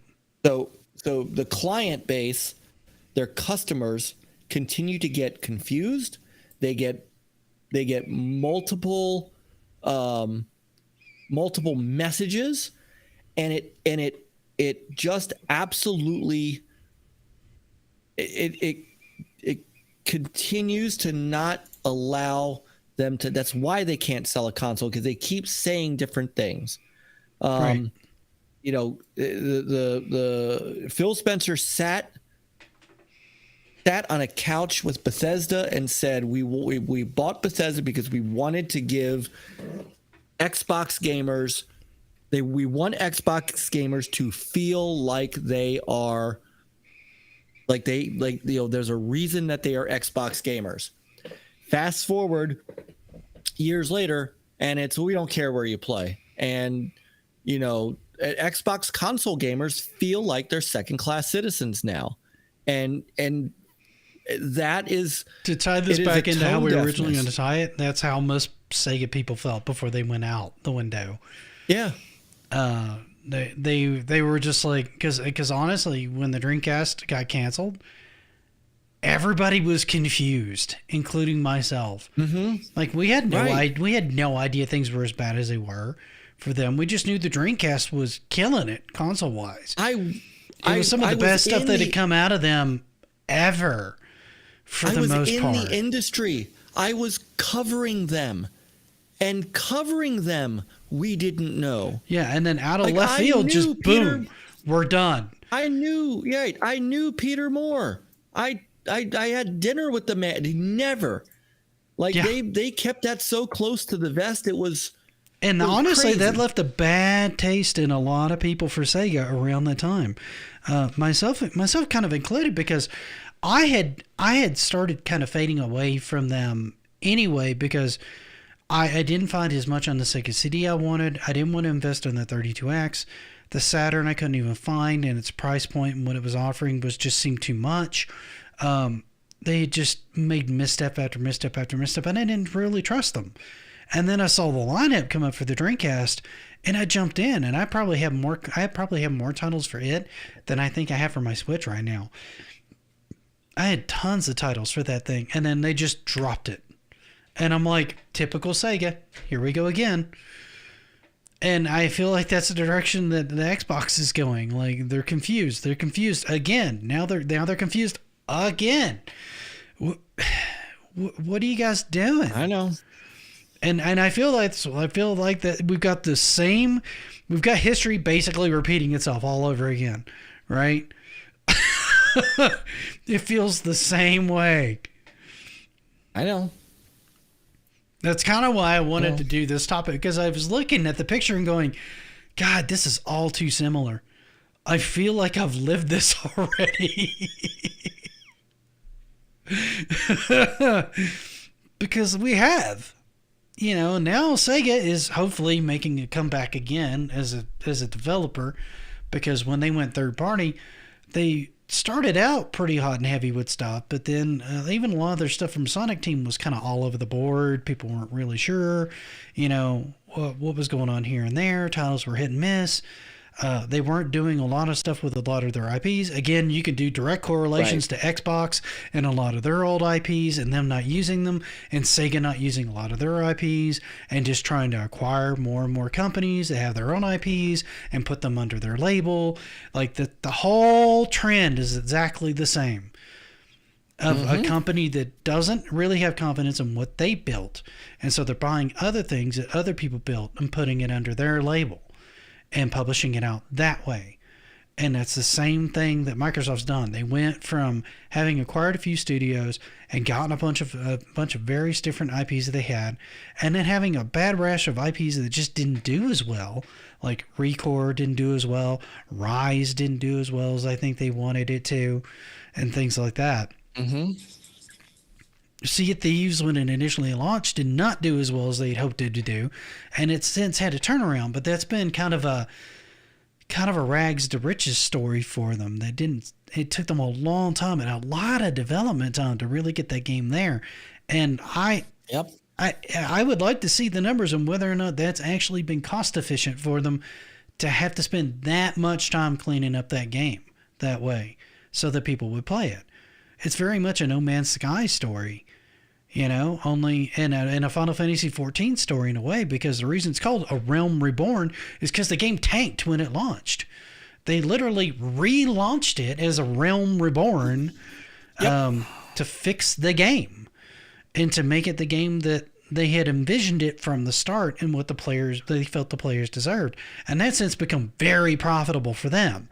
That's clear record. But Sea of Thieves isn't making any more money off of players for all the stuff that they've added. Like, none of this stuff is really paid content. It just goes into the game. Same way with No Man's Sky. So you've got to wonder about the numbers and what that's bringing them in on that, and how much of that's been kind of like, well, this is now a feather in our hat to try to get more people onto Game Pass that might be into this game, but we're not necessarily going to make any money off of it, right? We've already just sunk. We have an entire sunken galleon's worth of money in this game that we're never going to recover. It's just gone.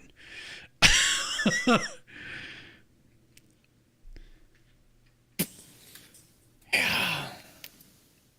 I know. That's just kind of where it is. I mean, in the scheme of things. So you've got to wonder, can they turn that around? Can they bring some of their old IPs back? If they do bring those back, what form are they going to bring them back?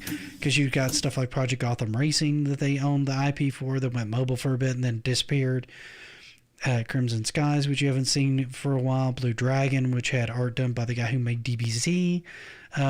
That's gone the way of the dodo, and any number of other IPs that they had. And many of those, they still own those studios. They still own those IPs, and they could do whatever they want to with them, but they're not doing anything with them the same way Sega for the longest time wasn't. Now Sega's coming back with like Shinobi. There's been rumors there's actually going to be a new Virtual Fighter. It's not just going to be the remaster of 5, which was great, but we all expected more news of a Virtual Fighter 6 sooner than we got it. There's rumors of a Daytona game coming out.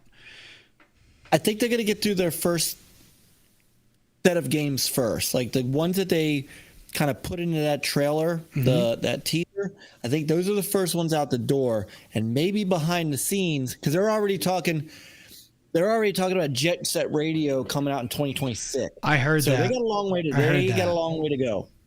Before they even talk about a Daytona or anything like that, they got a long way to go. Yeah. And if you can see them do a turnaround like that, even if Microsoft goes third party, I think you're still going to see them kind of flounder like they are now for a little while, struggle to try to get games on there, probably acquire some more studios, try to keep Game Pass moving in a positive upward turn to try to keep people on there and part of the game plan for that, I think, is going to be them trying to get that on as many platforms as they can, right? And really make it platform agnostic and make it a deal that it becomes a service that's just sort of on your console that maybe Sony and Nintendo get 30, 40% of sales on it so that they're on there. Because it's kind of 30% is kind of standard on market systems. Android takes 30% on in-game sales and any sales that they have on there. iOS does the same thing. Apple. I wouldn't be surprised if Nintendo and Sony could eventually work something like that out to make it a profitable venture for them to have those on there and make sure that the games that are in that service for their player base aren't ones that they're trying to sell digitally themselves. I think they'll try to make that a stipulation as well. And you'll see that kind of start to happen. And you'll see it float onto more and more devices that way, trying to make themselves almost a replacement for Steam in a way, right? Or a viable Steam alternative. And right. Yeah, it's never going to replace. From a PC perspective. And if they put the right titles on there and they start getting smart and target what they have on there, they could probably start to draw a pretty reasonable crowd. The problem is they have to find those IPs, they have to capitalize on those IPs, and then they have to try to work out which ones they can keep on the service and which ones are going to have to offer directly onto these platforms in order to keep that service on those platforms. I think that's the direction you're going to start to see them go. I really do. I can't see them taking another avenue because they've been at this for 4 or 5 generations now. Their hardware, while they're maybe breaking even, they're not making the market penetration to become the market leader that they had thought they would be. No. I don't think that's going to change. They weren't even able to displace Nintendo. Now. No, and not even now. Like now, that horse is out of the barn. You cannot put it back. No. And I didn't think for a second they were going to displace Nintendo. Just like when the Steam Deck came out, everybody's like, "Oh, this is going to kill the Switch." I'm like, "No, it won't." I'm like, you don't understand the Switch ecosystem and why people buy a Nintendo console if you think this thing is going to kill it. Like, you don't even understand the market you're talking about. Because most of the people that buy Nintendo consoles for Nintendo IPs. They don't buy it for raw flops and power and flexibility and all that. They don't buy it for those reasons. That's not why you buy a Nintendo console. That's never why you buy a Nintendo console. And they've stayed a huge market leader based on their IPs, their presentation, their control scheme, their flexibility, their innovation. That's what's kept them in the lead. And honestly, that's one of the things that I feel like both Sony and Sony and Microsoft have lost sight of, right?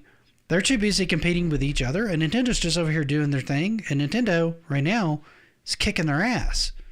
Well, they're not competing with. They don't consider Nintendo a competitor, but Nintendo's kicking their ass. Well, Sony doesn't, but Microsoft doesn't consider Sony competition anymore. Well, that's because they just stopped competing. Let's be fair. They basically exactly stopped competing, man. No, you're right. You're absolutely right. But that doesn't negate the fact that they no longer. They always felt that. They always felt that Amazon and Apple and Google were their competition, and that was very short-sighted. Google Stadia was never a viable competition, and the reason was because their entire marketing for that and their price points were wrong. Everything was wrong with that thing from the launch. I could tell you from the beginning because you had to pay for the unit, you had to pay for the service. Then on top of paying for the service, you had to pay for each individual game at the same price that you could get everything else, and not have to pay all that crap. Why? Yep. There's no point to that. So that's not competition. That thing's dead on arrival. I could have told you that from the beginning. When I saw the price points, I go, this thing's dead. there's no way and this then the thing's death dead. knell. I mean, the death knell for them was when they hired Phil Harrison, who's destroyed every company. Are the console wars now like watching two old people fight? Kind of, native people fight. Yeah, kind of. It kind of is at this point. And I mean, Amazon hasn't. They had like one game with was a New World or whatever it was that came out that they got some pop for a while, and then they just disappeared. Right. What? They're not. They've had maybe 2 titles launch. Period. The most that they're into gaming was like Twitch. Yeah. That's not them making games. That's them having a streaming platform that they take a loss on. Amazon does not see gaming as profitable. They just don't. They don't see it as profitable. What's up, Galaxy? Not expecting a late RetroRoots. Just in for a second since it's late. Okay. Yeah, we're probably about to wrap up here in a little bit. We were going to run for... Yeah. We're at about our normal runtime, to be honest with you, and just kind of discussing the state of things right now, and kind of how we got here, kind of how third party got started, kind of how we've already seen this before, because we have. The longer we talk about it, the more I think about it, I'm like, oh my god, it's Sega Part 2. It truly is feeling that way at this point. It's just Sega Part 2. And you've got the same fans involved too, because it's so funny. Because you saw all the Sega fans leave the Dreamcast like me, and then they got an Xbox. Here we are in the same boat again. We learned nothing. Yep. And we're likely very much going like my next thing is going to PC. Yeah. Yeah, and I see people who have the space for that doing that. And I honestly, I think Sony's going to have to start marketing themselves more that way and more towards the mobile market. They've not gotten as big into the mobile market as Nintendo or Microsoft has, and that's going to shortchange them in the long run.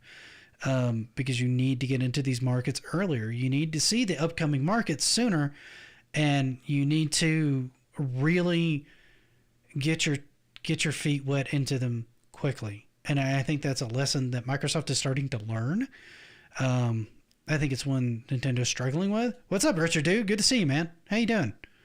Hey, Carl. And I think it's one that Sony's kind of avoiding, right? Just like how Nintendo still hasn't really figured out how to run an online service, and Sony was like way behind effectively running an online service behind because I don't Microsoft. think Sony doesn't have to play that game. Sony can put their stuff out on PC. They can continue to sell PlayStations. And again, they did what. So here's the funny thing. The timeline was, thanks to Sony, Sega dropped out and became a third-party publisher and then came to PlayStation along with Xbox. Yes, and to Nintendo. Nobody ever thought that you would see like Mario and Sonic on the same console Sonic together. No. And now they're in everything together. They're like best buds. So I know, right? So they knocked out Sega, and then Sega came to them. Sony is doing Microsoft the same way, but in reverse order. Microsoft is coming to them before they've dipped out. Before they're just to complete the destruction of their console business, so that they can then just pull out. Hey, look, more power to any of you who are going to buy Xbox's next console. More power to you. I'm just telling you, you're going to get less games. If you're buying it from Microsoft's first-party stuff on Game Pass, bully, great. Because more third-party games are going to skip the platform altogether, because you're not going to have the market share or the player base to effectively sell your game on. So more and more and more third-party games are going to skip the platform. Sai, what's up? Hey, Sai. And so I will likely, I'm just going to buy a PC, because on a PC I can play everything. Yeah. I'll be able to play the best Sony games, the best Microsoft games, and all the other games in between. And that's been my point of contention. Like, PC is often an expensive proposition to get into. And there's no lie. Like the amount of money having this rig is ridiculous. Between rebuilds and mistakes I've made, things I've done right, or adjustments I've made to it, things I've wanted to change. There's been a lot of money invested in this. You don't have to spend the amount of money I've spent on it to be able to get into it and be able to get those benefits, though. I mean, you can get into it for like $1,000 to $1,200 and have something that's pretty well capable of running everything mid to high that's out on the market now, right? And on top of that, you get access to like Steam sales. You get access to like free games on Epic and their sales. You get access to Game Pass. You're going to get Sony stuff dropping on there. And if you want that stuff earlier, or you want to wait for it to drop, you can wait for price drops or get a used version of one of their consoles and then grab the games when they go on the cheap, or go on their ecosystem, get it on their digital sales when those go on sale, right? Because I hedge my bets to where am I comfortable playing something, because sometimes I'll spend more money. Like Horizon Zero Dawn, I think I had it on a buddy of mine had it on PlayStation. I might have had a copy of it there. I bought it on PC when it came to PC, and I used a mouse and keyboard with it. I was a lot more, and everybody thought it was crazy, but I was more comfortable using mouse and keyboard with that game, and I enjoyed the resolution and my game experience far more than I did using Sony's controller in their console to play that game. It was just where I was more comfortable. So I was willing to spend more money for that experience, to be able to get that experience the way I wanted. Doom Eternal, I ended up double dipping on it because I had it on console when it dropped, and it didn't launch on PC same day and date. And then when it came out on PC and I tried the demo, I went, oh God, this is why I always played this game on PC before. And then I bought it on PC. And I primarily played it on the PC because that's where I was comfortable playing it, right? Where a lot of these consoles have lost their way and lost a lot of people's attention is they don't have anything that draws you in. Not exclusives, not gimmicks. Like, Nintendo always had gimmicks that drew you to their console. They always had some sort of gameplay gimmick or something about the console that drew you to that console. Right. Microsoft and Sony never played that game. They never innovated in that way. The biggest thing that Sony had was their new haptic feedback, which is great in theory, but long term with me, like, I'll notice if it's not there, but when it's there, it just kind of gets shoved into the back of my brain and followed as, oh, that exists, right? Like, its absence is notable, but it being there isn't always as notable. The one time it was fully notable to me was in Astro's Playroom, and no other game has used it to that effect since, outside of maybe Ratchet and Clank Rift Apart. And even then, I found some of the resistance on the triggers.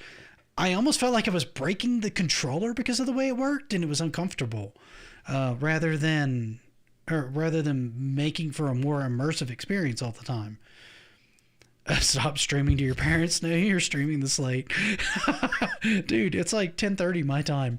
Yeah, it's 12:30 my time. He's keeping me up. Zero Dawn is all right. Forbidden West. I haven't tried Forbidden West. I heard both good and bad things about Forbidden West. I did too, and I watched Peter stream it a little bit, and I'm like, man, because I platinumed to Zero Dawn. That was one of the three of the big three games that I platinumed. I platinumed that one. I platinumed Spider-Man, the first Spider-Man, and I platinumed Ghost of Tsushima. I wish Mario. Then I could like call in sick to school or something. I know. I have to get him to go to work in the morning. Yeah. Yeah, it was Mario. Super fun to platinum, but I haven't played. I haven't played a lot of Sony's exclusives outside of Ghost of Tsushima and the 2016 God of War. I didn't play Ragnarok. Good. I didn't play Ragnarok I got to pick up either. Ragnarok. I've heard nothing but good things about it. But Ghost was so good, and it's so pretty on the PS5. Oh, such a good game. Love that game. If I were to tout any one reason to get a modern day console, it would be to get like Ghost on a 4K TV on a PS5, get that definitive edition. Oh, just just beautiful, beautiful game. Wonderful gaming experience too. It's fun. It never gets boring in an open world. It's gorgeous to look at. It's just a great experience all around. I have like almost zero complaints on that game. Yeah, dude, it's totally worth going through it, man. The story's excellent. Is an excellent game. Whoa, I'm at 26 now. That's crazy. Hi, everybody. Hello, everybody. Since you're all here. Shameless plug. That's how you ask. That's how you ask. Oh my God, Native said Ghost of Tsushima is good, but Ghost of Fukushima is a disaster. Oh my God. So you're saying you liked it? A little bit, Sai. A little bit. So. It's definitely one of those modern games where I went into it and I came out of it going, wow, well, I'm sort of glad this is done because it was so long. I'm sorry it's done. I'm kind of sorry it's done at the same time. So did you do it? I'm not going to spoil it for anybody who hadn't played it, especially if you're a PC player and you're just getting into it. Did you? Oh, now I'm down to 1. What happened? Everybody left when Fukushima happened. Did you save right before the end so you could see both endings? I did. I don't know if I did or not. I might have. You know what I'm talking about? Vaguely? You had a choice. You had a choice at the end of that game. Yeah. Oh, in the final... yeah. No, I didn't take the more definitive option. I did. Blew it. And then okay, Galaxy says he sees 27. All right, so all right. I did, and then I went back, afterwards and reloaded prior to that point and did the other. So I saw both endings. Okay. I may see if I have that saved because I think I do. I saved in that game constantly, so I might have one. But I think we're gonna start to wrap it up here, guys. Yes. We've talked about this for a while. Hold on. Switch 2 is rumored to release fourth quarter of 2024. Should see more third-party support. Sega will be releasing all its games on it. I would like to see, if nothing else, just doing a hardware revision of their current Switch model. I would like to see them do something cool. Well, they did that. Well, with the OLED. Well, okay, they did, but that just updated the screen on the original Switch model. It has a slight increase in power. I have both of them in handheld mode. The new one is way better, but most of the performance is in handheld mode. It doesn't really do anything past handheld mode for you as far as the Switch goes. They didn't adjust it that much to where it really has that much beefier hardware. But if you take it on the go and use it on the go, it's a much, much, much better experience. The OLED's totally worth it if you use it as a handheld, even 30% of the time. A Super Switch portable system. I want them to do Super again. I think it's fun. I would go for it. Uh-oh. I think my headset died. Hang on.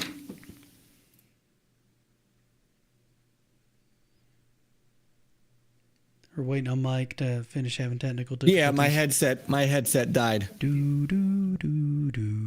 I'm back. Okay, there we go. Yeah, I just had to switch from my headset to my speakers because my headset ran out of battery. Which is a good sign that it's time to call it a night. Yep. Hey, Brian. But yeah, I would like Nintendo to continue to do fun, interesting gimmicks with their console. I think that's what's let them bypass a lot of the market competition, kind of do their own thing, and stay a viable market leader in it. And it's something that the others have lost their way on. And if they're not going to do it, maybe just become third-party developers. Sony's not going to do it because they're filling that whole "we're winning" thing right now.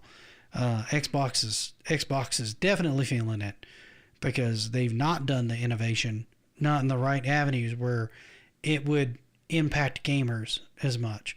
Because I think a lot of gamers look at these ecosystems and they see them the same. It depends on which controller you want or which one has the exclusives. And right now, PlayStation looks like it has more exclusives than Xbox. So you're not seeing as many Xboxes sold. And then Microsoft's not doing anything to change anybody's mind. And they don't seem interested in it. And so they're probably just going to become another developer that has a lot of studios and a lot of buying power. And that's not necessarily a terrible thing, but we are kind of potentially looking at the end of an era, which is both interesting and sad to see history effectively pretty much repeat itself. Mm-hmm. So, any last thoughts, Mike? No, I think we've covered it pretty well. Okay. I'm Ooh, Switch 64. I like it. And I got nothing else to say about it other than it's going to be interesting. I think the next year and a half of gaming is going to be almost more interesting on the Microsoft front than any other front. I expect Nintendo will stick around in some form or another. of What course. the Switch 2 brings, I don't know. I'm hoping it has backwards compatibility with the original Switch. I think that would be a great and smart move on their part. But I'd like to see something new and cool out of them as well. Nintendo will do a hard switch from games back to Labo. All Back to Labo. Labo. All Yeah, the Switch Labo. 2 is basically going to be like a It's cardboard a piece of housing cardboard. that you put around your Yes. Switch. Yes. That is what it is. With a big 2 on the back of it. That's right, with a big 2 on the back of it. And then you can keep buying the covers for it so that you can paint them in different ways. That way you can change them in and out, customize your Switch 2 by Labo. By Labo. As always, guys, thank you so much for hanging out with us. This happens every other Monday. If you're not following my channel, if you're not following Mike's channel, if you're not following most of the people in the chat, you absolutely should, and check out all their content. There's a lot of great people here. There's a lot of great people on YouTube.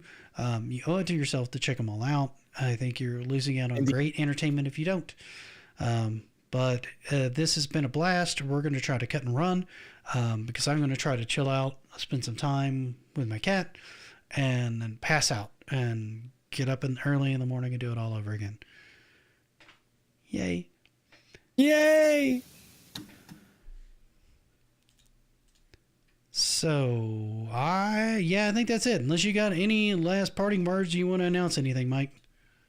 Man, I have a fun week of gaming coming up. I actually don't have any band gigs this weekend, so we'll might be a good time to tomorrow set up night's- something on a Saturday or a Sunday or something like that, and do because we're all overdue to do a big group thing. Get Galaxy in on it, get me in on it, and do some turtles or something. So Galaxy's another, I think, 2 months out before he can really get gaming with us. July, right? Galaxy is when your surgery is. But I would love to. Yeah, I could set something up for Saturday or Sunday, and Yeah. But Tuesday night, tomorrow night's going to be the NLG show. We're going to talk about Gray Zone Warfare with our good friend Rick Lagnese from Madfinger Games. And we're probably also going to go over some of this. Okay, July. Some of this stuff about, PSN and Helldivers and stuff like that. And then Wednesday is Peter's turn to stream, and I don't know what he's streaming yet, but we'll see. Thursday, I haven't decided what I'm going to do yet because Hellblade 2 comes out next week, and I don't want to start a brand new game. So I might take another shot Thursday. I had trouble doing my retro stream last week. I might take another those will shot be at fun, doing some of Galaxy. the. I'm going to take another shot at doing some Amstrad stuff on Thursday. And then Friday night with Peter and Mike. We'll probably do some more Fallout 76. We're kind of really enjoying that. So you can play Pong. Tomorrow, if you want to jump in and play some Fallout 76 with us Friday night, let me know. So I can't believe you guys jumped into that. That game's a train wreck. All right. It's not that bad, actually. It's not now. Now, there's still some bugs with it. But What's up, Ev?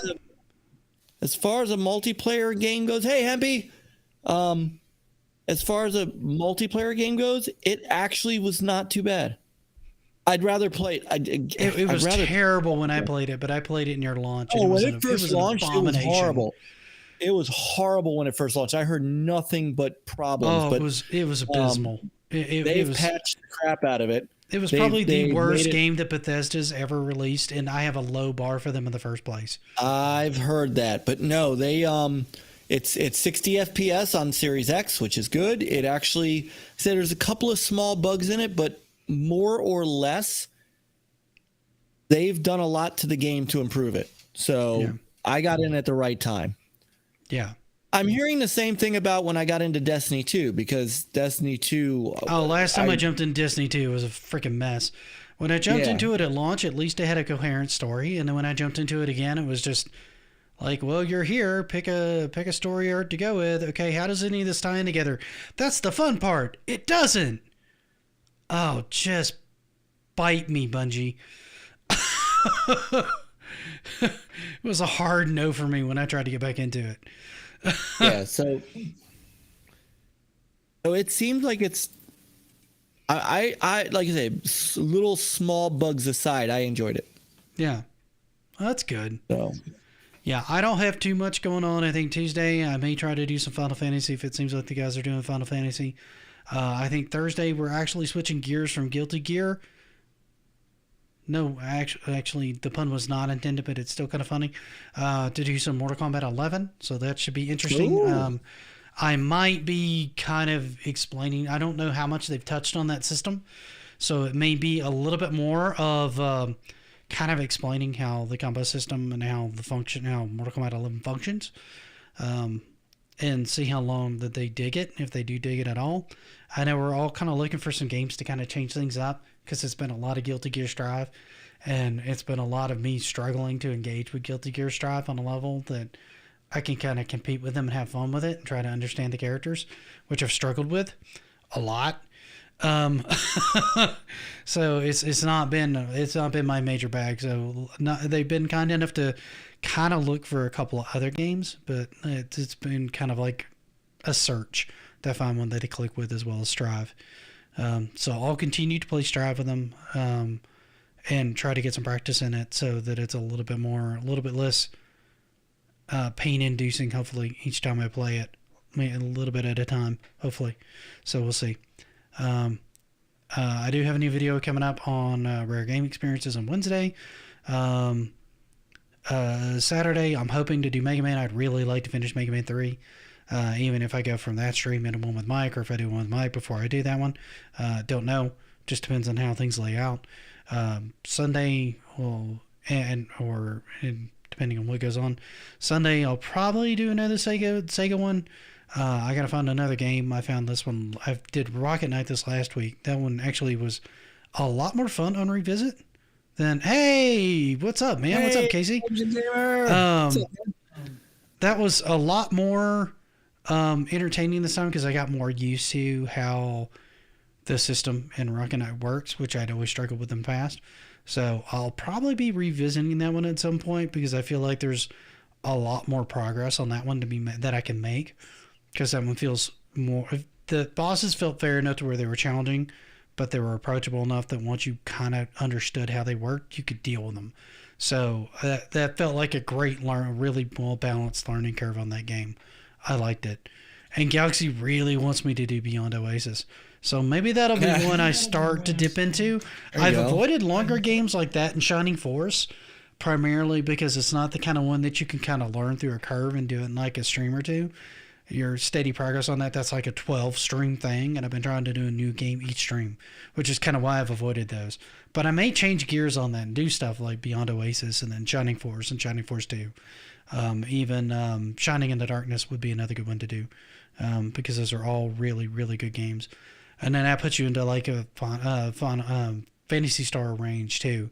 But those are so grindy, I don't know how much people would enjoy watching me just move to another town and spend an hour grinding. Because that's how those games function. I've seen worse. Sure.